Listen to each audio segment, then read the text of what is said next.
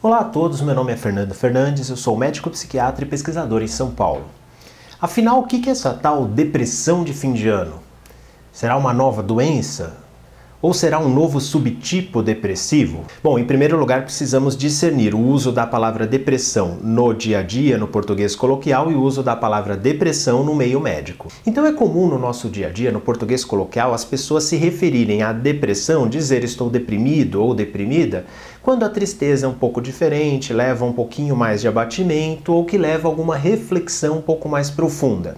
O que é bem diferente da depressão do ponto de vista médico, que é uma síndrome muito complexa, que além de afetar os sentimentos e emoções, também afeta a saúde física e a cognição das pessoas. Muito bem, então quando usamos o termo depressão de fim de ano, isso não se refere à depressão do ponto de vista médico. Então depressão de fim de ano não é uma nova doença, depressão de fim de ano não é um subtipo depressivo.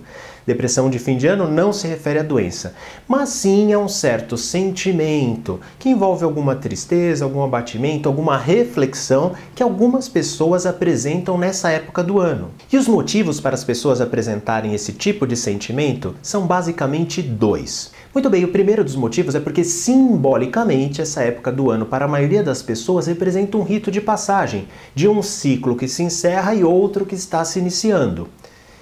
O final de qualquer ciclo nos leva a uma revisão, nos leva a uma análise. Ficamos com saudade de momentos bons que não vão voltar mais e também revisamos nossas metas, nossos objetivos, fazemos um balanço das coisas que passaram e muitas vezes esse balanço não é tão positivo para algumas áreas da nossa vida. Muitas vezes um balanço não tão positivo em alguma área da vida pode nos trazer algum sentimento de tristeza, remorso ou até mesmo culpa por coisas que fizemos ou deixamos de fazer nesse ciclo que se encerra. O segundo motivo pode ser porque essa época do ano é uma época de rever amigos, é uma época de se encontrar com pessoas queridas, de reunir a família.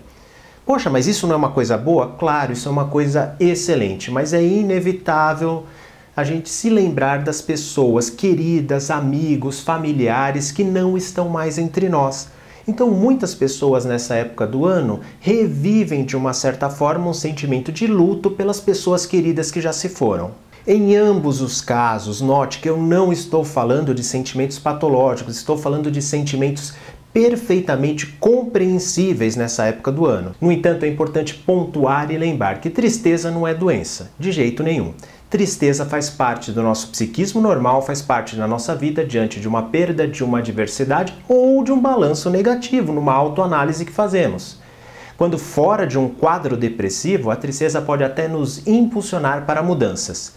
Se algumas atitudes e decisões no passado nos fazem hoje ficar tristes, que tal mudarmos então a nossa atitude e que isso sirva de impulso para mudanças positivas na nossa vida? Agora, se esse sentimento de tristeza e reflexão, que é totalmente compreensível, ele se tornar muito intenso, muito prolongado, causar sofrimento exagerado, talvez a ajuda profissional possa ser útil. Muito obrigado por ter assistido esse vídeo, eu agradeço também a todos que seguem a nossa página no Facebook, Psiquiatria Online, e o nosso canal no YouTube, Psiquiatria Online.